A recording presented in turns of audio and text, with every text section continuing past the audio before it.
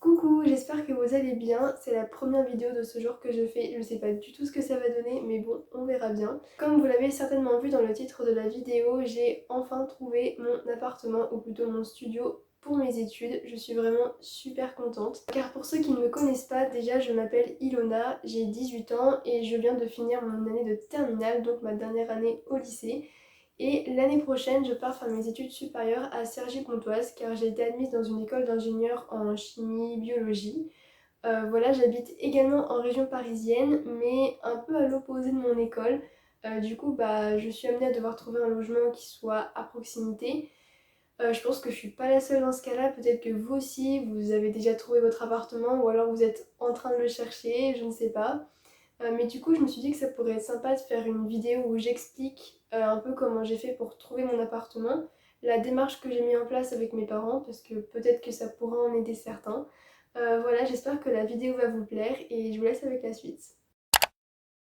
Si vous avez suivi mes stories sur Instagram, vous savez que samedi, je suis allée faire des visites. J'en ai 8 au total, donc 8 studios différents.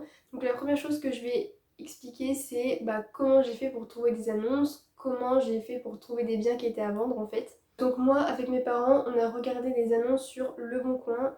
Je pense que c'est vraiment la meilleure chose à faire parce que vous avez des annonces qui seront mises en ligne par des particuliers. Donc dans ces cas-là, vous n'aurez pas de frais d'agence, donc ce sera un peu moins cher. Et vous avez également des annonces qui sont mises en ligne par les agences. Donc comme ça vous évite en fait de naviguer entre plein de sites d'agences différentes. Vous avez tout qui est concentré sur le même site, au même endroit, et c'est quand même vachement plus pratique. On a commencé par faire une première sélection en enregistrant plein d'appartements entre guillemets qui étaient situés à proximité de mon école. Puis dans un second temps, on a étudié les différentes annonces un peu plus en profondeur. C'est-à-dire que moi j'ai regardé les photos, le descriptif du bien, j'ai fait attention qu'il y ait bien une grande table pour travailler, que l'appartement était bien lumineux, qu'il y avait une salle d'eau, etc. Enfin, toutes ces petites choses-là. De faire ça, ça a permis d'éliminer déjà un bon nombre d'annonces et ça nous a permis d'avoir une petite liste d'appartements susceptibles d'être visités. Et du coup, moi, parmi ça, j'en ai choisi 8 qui étaient vraiment mes préférés. Et ensuite, du coup, on a contacté les propriétaires pour prendre un rendez-vous afin de les visiter. Alors nous, ce qu'on a fait et ce que je vous recommande vraiment de faire, c'est de caler une journée dans la semaine pour faire toutes vos visites. Donc moi, par exemple, c'était samedi avec mes parents pour pas avoir à revenir 15 fois dans la semaine, surtout quand c'est loin.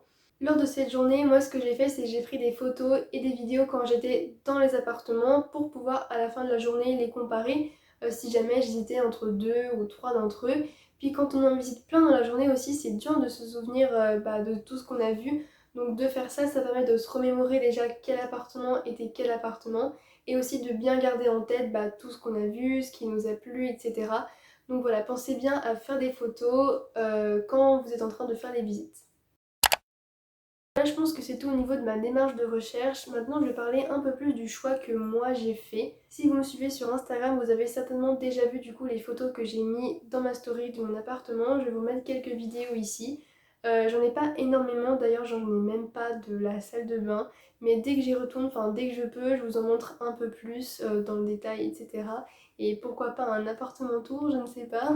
Alors on m'a demandé si j'avais des critères, donc non pas vraiment parce que déjà c'est un appartement étudiant donc je savais que c'était relativement petit dans le sens où je pouvais pas demander un 30 mètres carrés non plus parce qu'il y a quand même un budget à respecter. Puis qui dit appartement étudiant dit appartement pour les études, je veux dire je cherchais pas l'appartement de ma vie donc je pouvais pas vraiment avoir d'attente particulière ou même être trop exigeante parce que voilà la majeure partie du temps je vais travailler, le week-end je vais essayer de rentrer au maximum chez moi.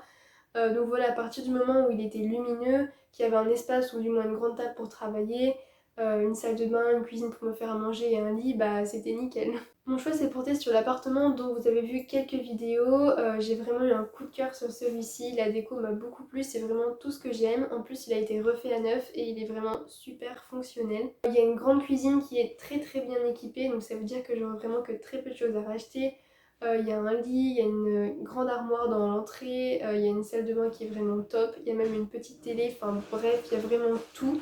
Que demander de mieux. Après voilà, comme j'ai eu la nouvelle ce matin, maintenant il va falloir que je commence à réfléchir à des stratégies de rangement, d'aménagement pour pouvoir compléter un peu et apporter des petites touches de déco personnelle.